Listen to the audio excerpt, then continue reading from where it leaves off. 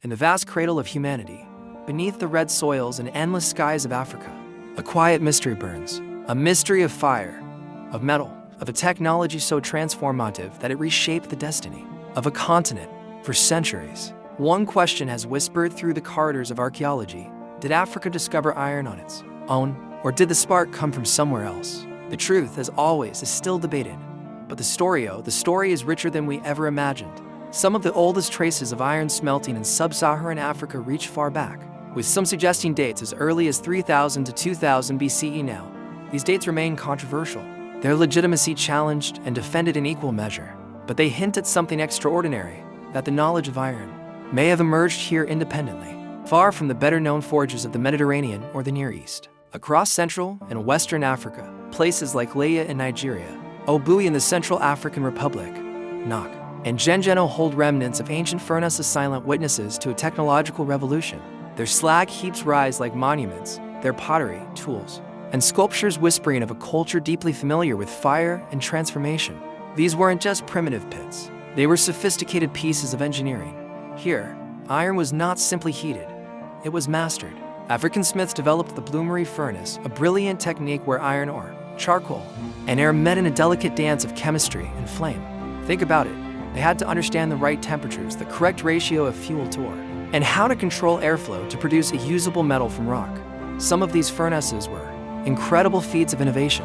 They used natural draft, rising tall into the sky so that the wind alone could feed the fire self-stoking engine of ancient metallurgy, a design rarely seen anywhere else in the world. Inside these earthen towers, glowing blooms of spongy iron formed, ready to be hammered into tools, weapons, and symbols of power. To many communities, the forge was more than a workshop. It was a sacred place where the physical and spiritual worlds met. Smiths were respected figures, sometimes even feared, believed to hold the secrets of both creation and destruction. Their knowledge wasn't just technical, it was deeply woven into the fabric of society and belief. The furnaces were often compared to wombs, giving birth to new life from the earth. The iron itself became a symbol of fertility, renewal, and the living fire that sustained the community. The entire process was a ritual, a transformation of raw earth into the very tools that defined their existence. As the Bana-speaking peoples began their great migrations around 3,000 years ago, they carried with them language, agriculture, and crucially iron.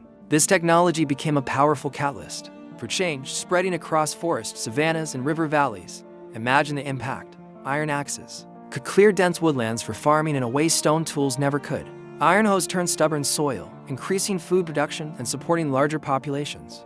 Iron-tipped spears and arrows shifted the balance of power in hunting and warfare. With every step of the migration, with every new village established, the continent was fundamentally changed by this metal. While we're talking about ancient transformations, let's take a quick detour to a cosmic one. Gravitational waves are produced during extremely powerful events in the universe. Like when two black holes collide and merge, these collisions release an enormous amount of energy, creating ripples that travel through the very fabric of space-time. The Nobel Prize-winning physicist Kip Thorne describes these ripples as a storm in time, because they actually cause tiny, temporary changes in the flow of time itself. As these waves travel across the universe, they continue moving outward for millions of light years, and even though the events happen incredibly far away, the waves still reach Earth. Right now, as you're watching this, they are passing through our planet, through this room, and through you. They are slightly stretching and compressing space and time. The effect is unbelievably small, but our modern scientific detectors, like those in gravitational wave observatories, are sensitive enough to measure these tiny changes. Thanks to these incredible instruments, scientists have now directly observed signals from multiple black hole collisions. These detections confirm that massive cosmic events are constantly sending ripples through spacetime, and that we are continuously being crossed by these waves, even if we can't feel them. It has some mind-bending thought that the echoes of cosmic cataclysms from the distant past are silently passing through us at this very moment. It's a reminder of the unseen forces that shape our universe, much like the unseen knowledge that shaped ancient Africa. Now, let's return to our story on Earth. In the shadows of those forgotten African furnaces lies a truth often overlooked, that Africa's technological past is older, deeper, and far more innovative than the world has generally been taught to believe. For too long, the narrative has been that advanced technology was always imported into the continent, but the evidence in the ground tells a different story. The story of African iron is not just one of metallurgy.